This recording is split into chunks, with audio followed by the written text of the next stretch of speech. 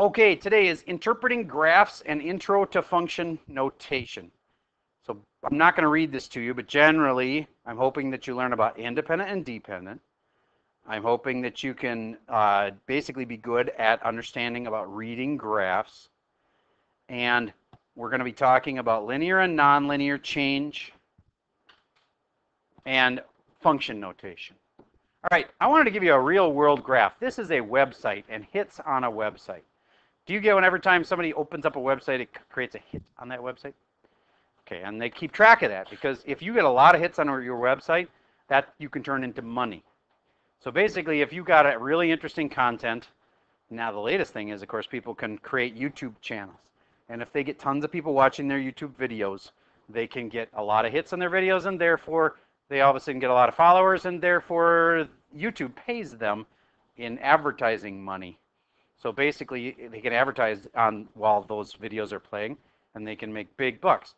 One of the guys on YouTube is making something like $7.5 million per year, and all he does is record kind of silly, funny YouTube videos that people watch. So can't remember his name, but maybe. I don't remember. I know I saw the guy being interviewed, and he was like, don't hate me for making money. I just, like, he could be working at a job making $8 an hour, but he chooses to do this, and he happens to make 7.5 million a year.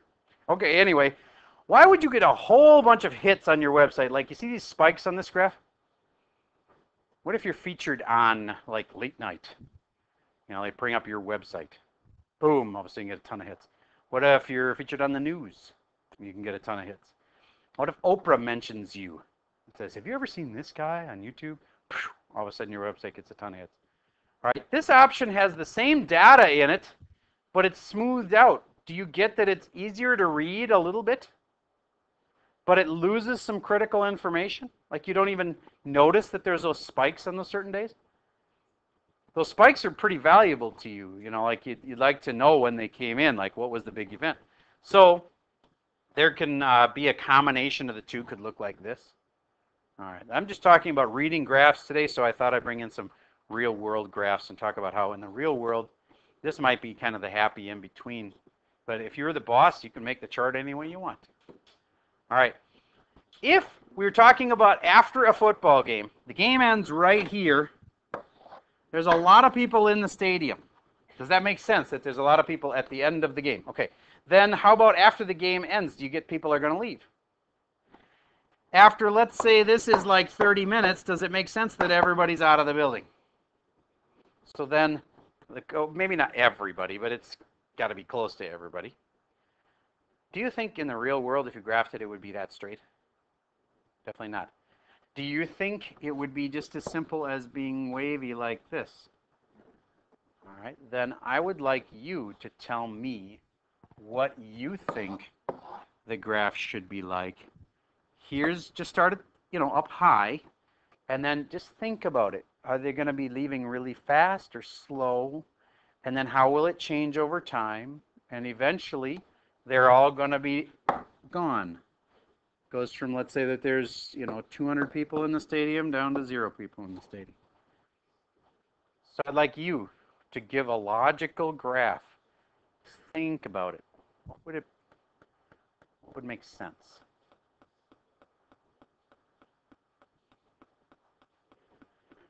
Okay, now we could argue about this, and based on time, I'm going to kind of move more quickly. But I know some people's graphs will go like this. What are they trying to say if they do it that way? What do you think? Well, it's like it's harder to exit at the start, but then as it goes on, it's less crowded, so you can exit quicker. Ooh, I like that explanation. He said it's harder to leave at the beginning because there's so many people trying to leave, and then it gets easier to leave as it gets less and less crowded. So people are exiting faster. Do you get that this means they're not exiting very fast when it's not very steep? And when it is steep, that means fast? That's one of the key things to recognize about graphs. Is steeper means faster. Now, we're on the simplest kind of graphs. When you get to calculus, you can't always say steeper means faster. But when we're talking about a distance time graph, or in this case, time versus people, steeper means faster. Okay, that's what they'd be trying to say on that graph. What about a kid who makes this argument that it should be like this. What are they trying to say about the start? What do you think?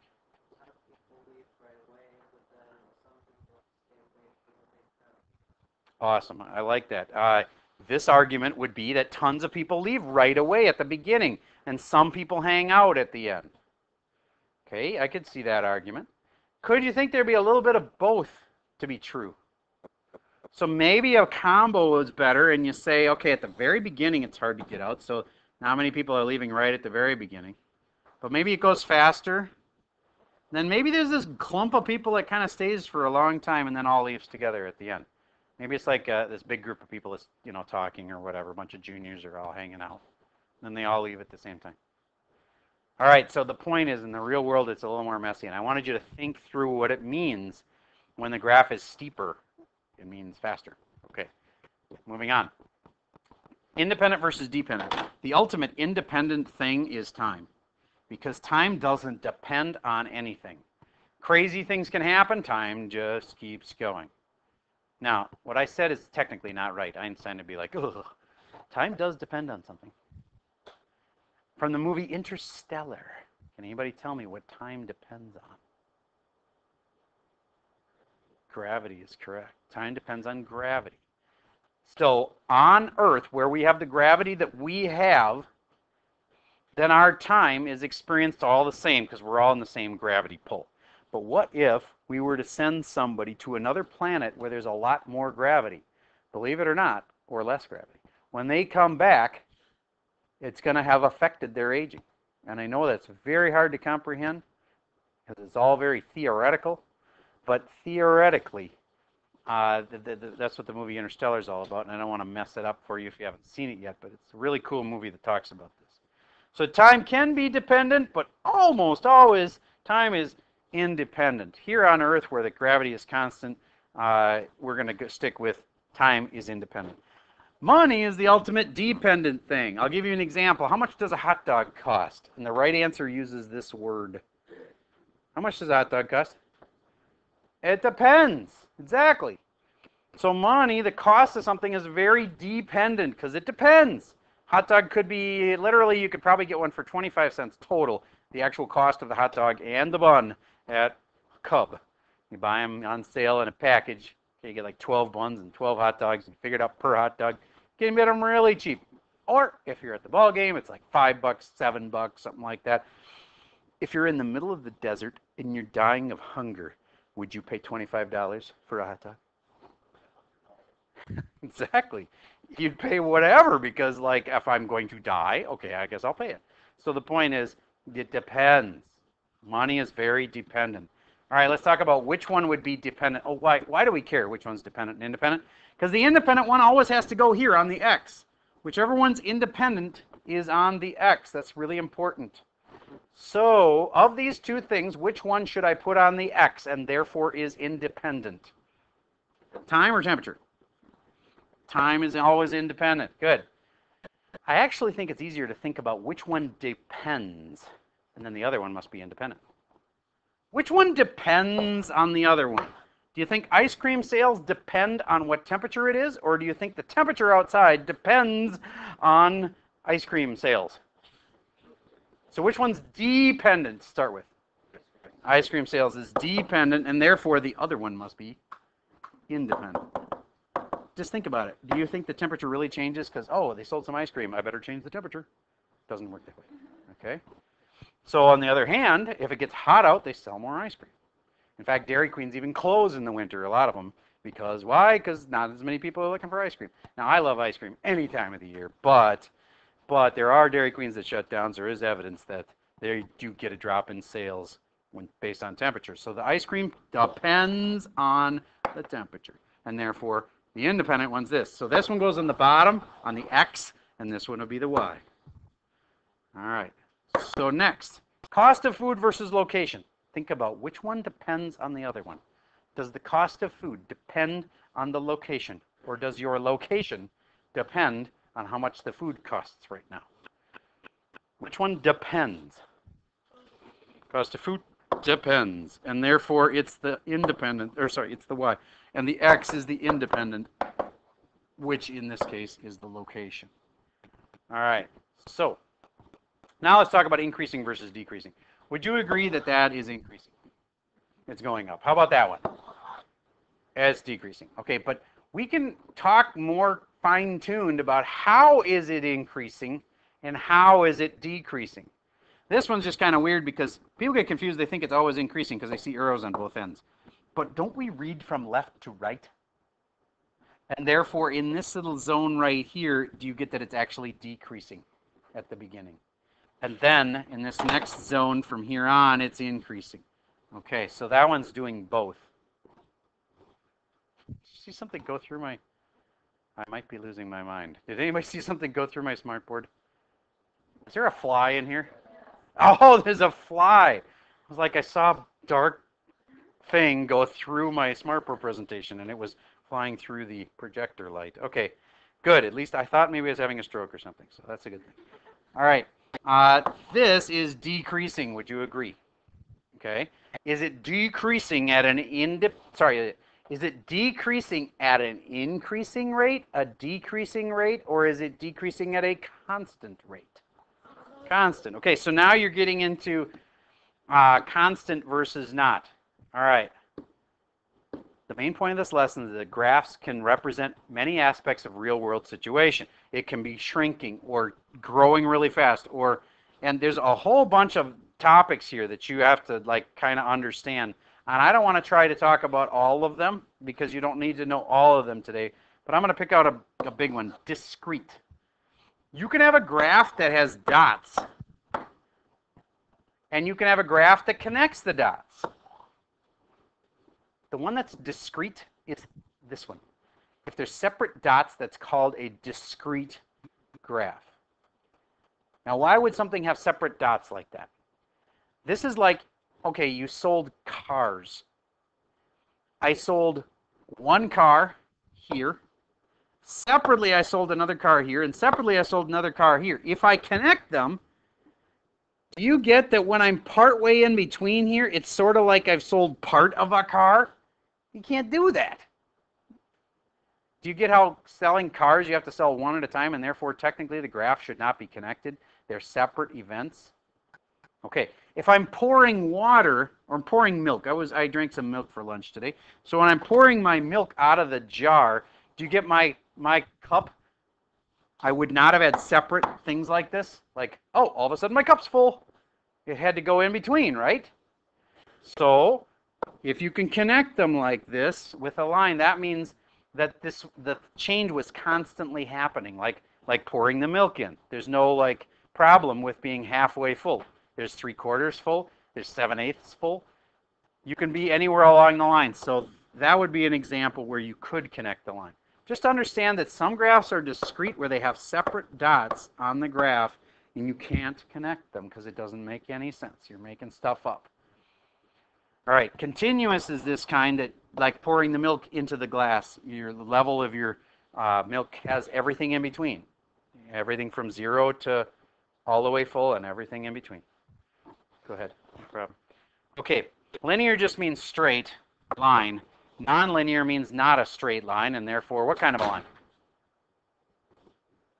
If it's not linear, it must be nonlinear, which is a curved line. That's all. It's not straight. Okay, independent and dependent we just talked about. Let's go on to this. Increasing at an increasing rate. Well, I think we all get that this is increasing. And this is also increasing. And this is also increasing. All three of those lines are increasing.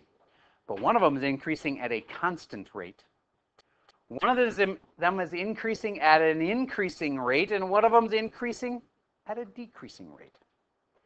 All right. Which one's constant? Red, blue, green. Red's constant. Good. Increasing at an increasing rate means it starts out slow and it ends up fast. Which one's that? Green. That's increasing at an increasing. And what's this guy? Increasing at a decreasing. Because it starts out fast. See how it's kind of steep right there? And it ends up slow because it's not very steep down there. Steeper means faster. Mentioned that before. Okay. So, would you please sketch for me? increasing at a decreasing. We just talked about it. Just sketch me a little increasing at a decreasing. Which kind of curve did that have, or was it straight, or what? There's an attack fly in here. I may have to terminate. Did you hear that Arnold Schwarzenegger took a job from Donald Trump? Yes, he's going to be the apprentice guy. Like, you know, when Donald Trump, hopefully in his mind, is in the president's office, he wants to keep the apprentice going, and so he's got him. Can you imagine the possibilities? What's Arnold going to say? Instead of "you're fired," I guarantee you, "you're terminated." Yeah, you can bet on it. It's either that or you won't be back. Be another possibility. Okay, anyway. Increasing at a decreasing. Did you do that one? If you did, that's the one you should have been doing because it's increasing. We can't argue with that. It's gone from low to high. But decreasing rate, it starts out fast, ends up slow. That means it was decreasing. All right. Increasing at a steady rate then means, of course, doesn't matter even what angle you use, but a straight line going up. All right, moving on. I think that's good enough for that. Domain and range. I'm going to give you a couple quick things on this. Domains are x's, and they go this way. Remember, the x-axis goes that way, right? Stay with me. Some of you guys are drifting. Okay, make a note on this because it's nowhere written down. You need to write it down for yourself. Range is y's, and they go this way. With me? Stay with me. I want you to write this down. I can tell when you don't move your hand for a long time. It's a giveaway. I know, it's easier to drift, but I need you with me. Okay, so, wait a minute. Let me tell you an example on this one. Let's say the graph goes like that. Its domain is from there to there. It only goes from there to there. Do you get why I didn't say to there? Because it doesn't go that far. Okay, so the domain is that green line. The range is the up-down. What was the range of this graph? That's the lowest, and that's the highest. So the blue one, that would be like the range of that graph. The green one, that would be like the domain of that graph. We will get much more in depth on that later. If you can just try to connect domain as x and range as y. We always say x and then y, right? X comma y. So then just try to always say domain and then range, and you'll have them in the right order. Okay, moving on. F of x indicates the values of the dependent variable y are explicitly defined in terms of the independent variable x by the function f. Ooh, really, really fancy. I have a really, really easy way to say it. F of x is pretty much just y. So if we make a graph, x and y, what could I replace y with? F of x. That is a big part of function notation. It's just that your y's are f of x. All right, and if you get that your equation then, instead of with a y, starts with an f of x equals x plus 5, do you get that the f of x and the y are kind of interchangeable? You can replace the one with the other? Okay, so then what the heck does it mean if I say f of 2? What does that mean? Yes? X equals 2.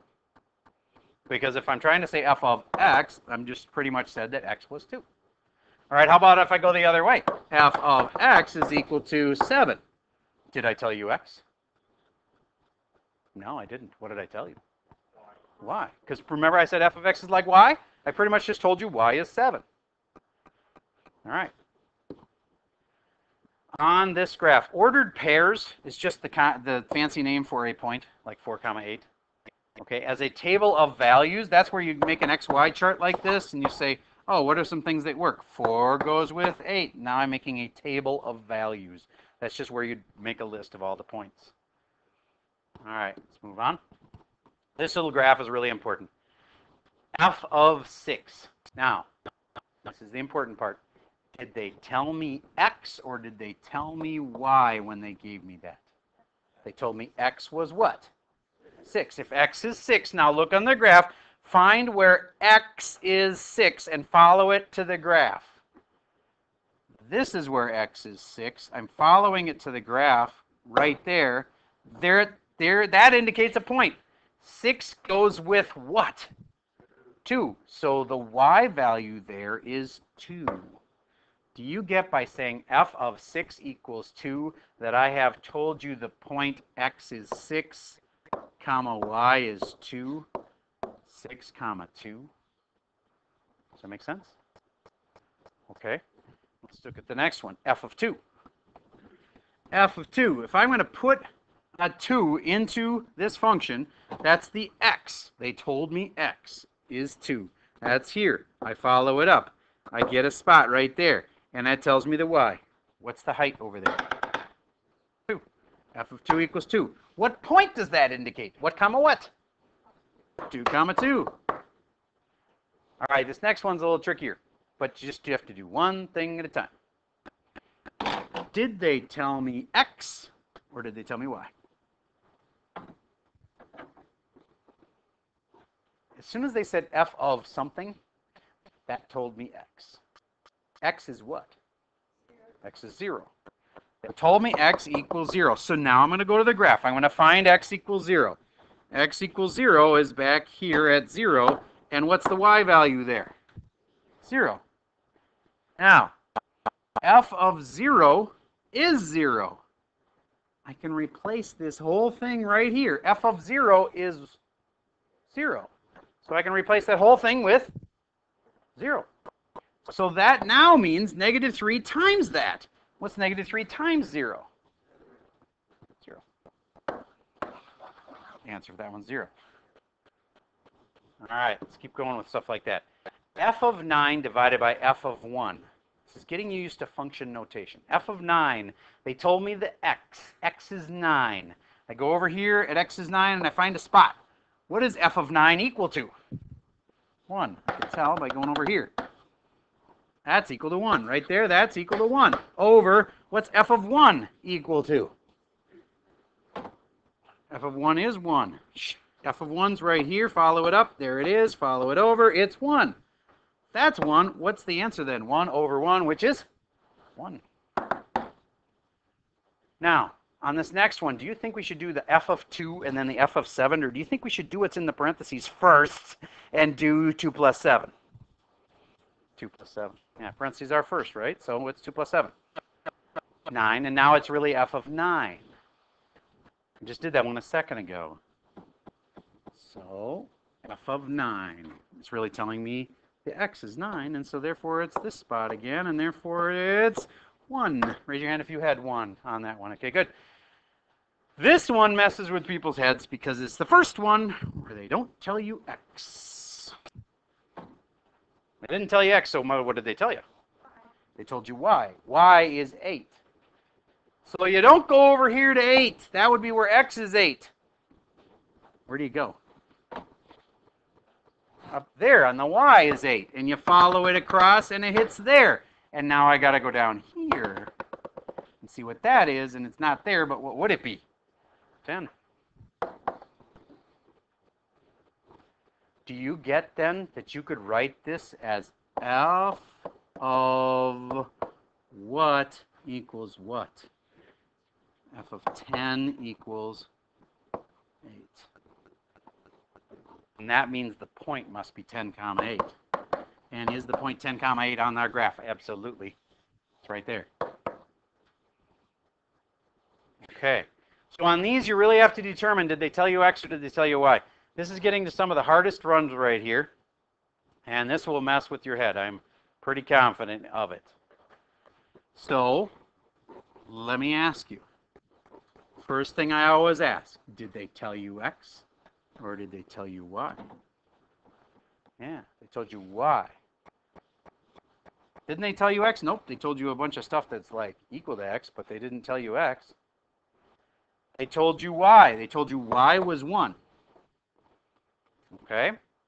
So then I'm going to go back and say, okay, y is 1, that's here. And I'm going to follow it over, and it brings me up to the point 1 comma 1. And I already knew the y was 1. Now I know the x is 1. Now let me write something that makes, and that'll hopefully make sense to you. Do you get by telling me that this is a 1, that the y is 1? I found that f of 1 was equal to 1. Because, here's that point, 1 comma 1. Now, if f of 1 equals 1, and f of x minus 2 equals 1, I'm going to just write them right underneath each other. F of 1 is equal to 1, and f of x minus 2 is equal to 1. Do you get that this has to be the same as that? And therefore, x minus 2 has to be equal to 1? I know some people's heads got steam coming out of their ears. It's tricky. I'm going to walk through it one more time from the beginning, see if I can get everybody to get it. They did not tell me x. They told me a bunch of stuff that will be x. They told me y. Y was 1. So I went over here. I knew that y was 1, and I knew that that goes to this spot. So x must be 1. X must equal 1. So then I rewrote this. If x is 1 and this is the y, then I write f of 1 is equal to 1. And now that I know that, x minus 2 has to be the same as 1. If f of 1 is 1, f of x minus 2 must be 1. And therefore, x minus 2 must equal 1. So x minus 2 equals 1. Subtract 2 from both sides. X equals negative 1. Is your final answer on that one? Yes, ma'am. And therefore, x is 3. I was just checking to see if you were paying attention. No, I just screwed up. I subtracted 2, should have added 2. Thank you. I'm glad you caught me because I'm on video. All right. Any other questions? So that's about the hardest kind. So I don't feel too bad having made a little mistake with subtracting instead of adding. Yes, ma'am. So how does x equal 1 and x equals 3? I gotcha. You can have multiple things for x that will give you the same y value. That's okay. So then will your answer be both? Or just Oh, okay. So are you asking, like, what is the right answer for this one? Yeah. Okay. The question was kind of implied, what is x when all of this is true? So really, they just wanted to know what x was. So solving for it, this answer is the one that you would want. Because otherwise, we would have been done with it right back here when we had 1 comma 1, and it wouldn't have even mattered what was in here. Well, it always matters. So bottom line, I get it. There's 2 x's, kind of. It's like x is 1 and x is 3. But we know that f of 1 is 1, and that's a true thing. 1 comma 1 is on my graph. Okay, that's what this tells me right here, is that. But it also is true that in this problem, x would have to have been 3 to make that work, because this would be a 3 minus 2 makes it a 1. Okay, so here's how I could have fixed this for the future. If I said f of a minus 2, and then I would solve it and say a, they would ask what's a when f of a minus 2 is equal to, and then when we got our x's and y's, it wouldn't have got all confusing. This would have been a minus 2 is equal to 1, and a is equal to 3. So there's no reason that had to be an x. So it'd probably actually be better if we changed that problem to have that be an a. So that's a good catch. All right. So this one's extra tricky. Now, this is high level. We're down to 9 minutes left. I'm going to run through it really quick, not all of it. And those of you that have still got brains left, see if you can follow this. 2GA is equal to 0.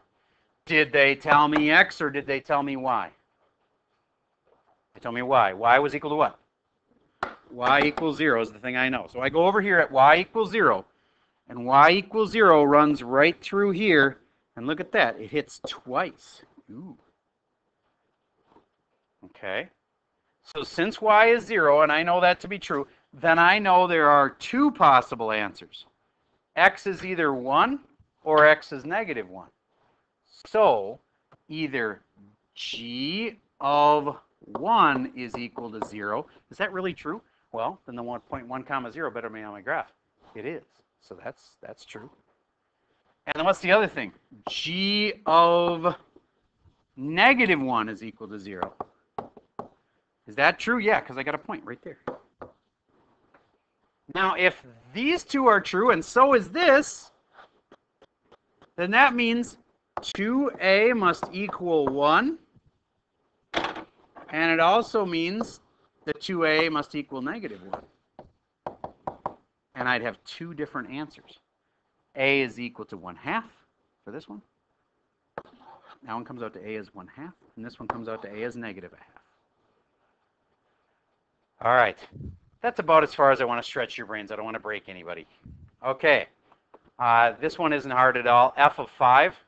Did they tell me x or y? They told me x is 5. So I just go to x is 5, follow it up. There's the answer. Follow it over. It must be 3. 3. Okay, good enough. Let's get to your homework, which is like that. Those extra problems were added on just because one of the teachers, I don't think he's doing the top 20 stuff, and so therefore wanted to stretch kids more on that. So your assignment is as it is in the folder, except I'm allowing you to just do the evens tonight because we are not giving you much time to work on it. Okay? Evens only. Now, there's a few assignments missing in the grade book. It's not your fault. What happened was, remember when Skyward booted everybody? It also booted everybody's Dropbox scores. So I'll be asking you for those scores later. I'll just ask you to look up this assignment and what you got. Hopefully you still have it in your notability. Otherwise, that could be a problem. If anybody's notability is totally wiped by some computer error, let me know. But I need to see, I'll just ask you for those scores tomorrow and we'll fill it in the grade book and have it complete. So I apologize. Right now there's a lot of stars in there, but it's because one of my colleagues by accident did something in Schoology which wiped everybody's scores and everybody's names out of Schoology. And so I'll just ask you for those scores later. As long as you still have your assignments, we're all good. Okay, that's all I got for you for today.